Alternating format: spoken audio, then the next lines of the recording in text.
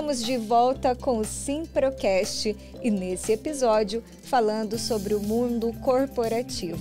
E a nossa entrevistada, a nossa convidada de honra desse episódio é a psicóloga Josiane Perdigão. Bom, Josiane, continuamos então com o nosso assunto.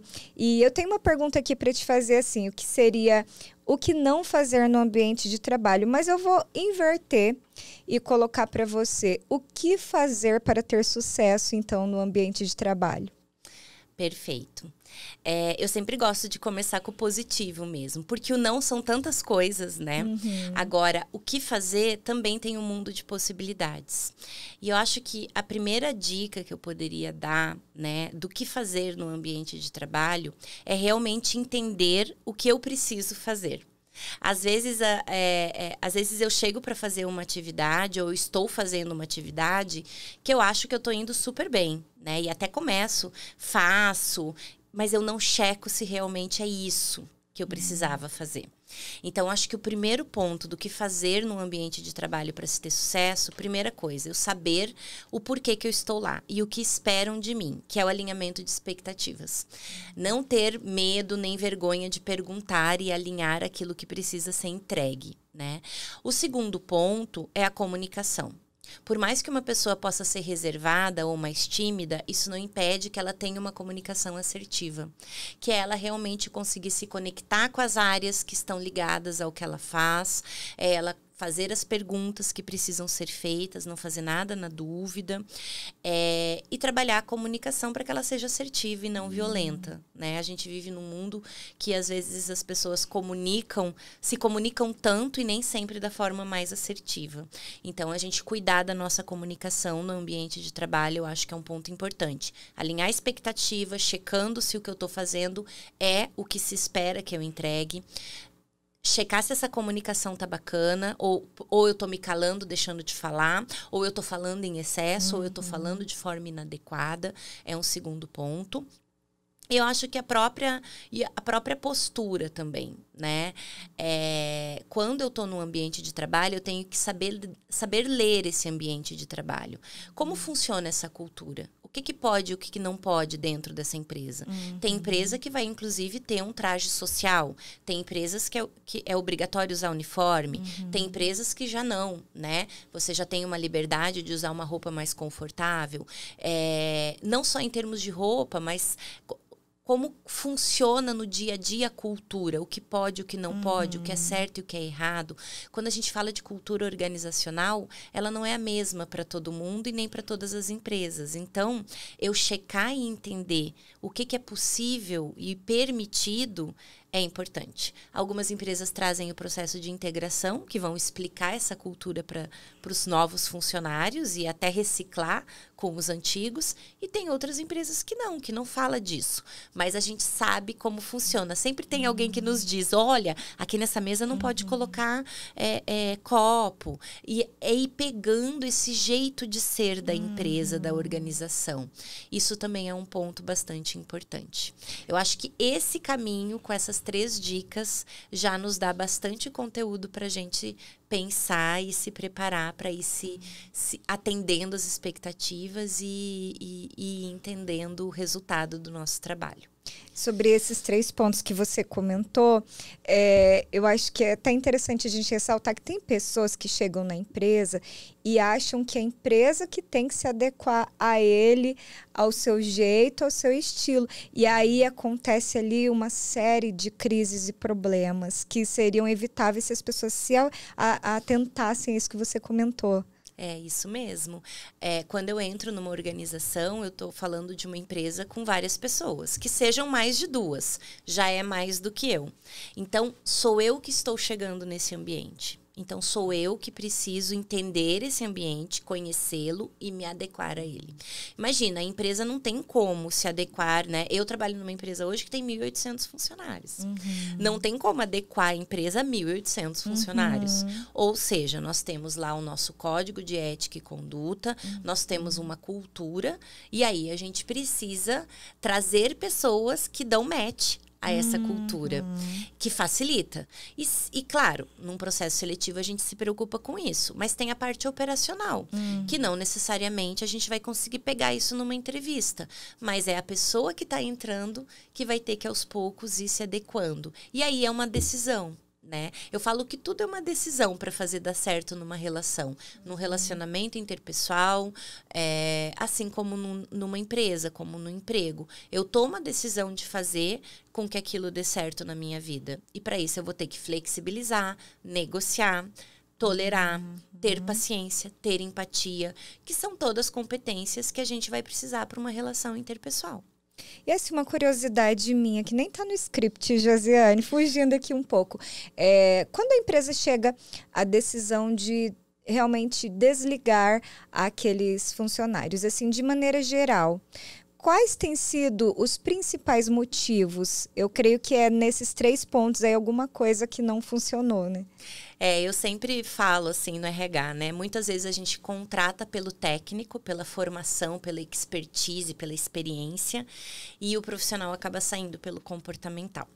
Porque é um casamento, né? A gente tem que pensar ali realmente como uma sustentação. Né? Uma mesa, ela precisa ser sustentada. E aí, para isso, ela tem que ser amparada por algumas competências. E não é só competência técnica, porque às vezes eu tenho aquele técnico super especialista que me traz muito retorno, mas não consegue conviver com ninguém. Me gera uma série de problemas de relacionamento.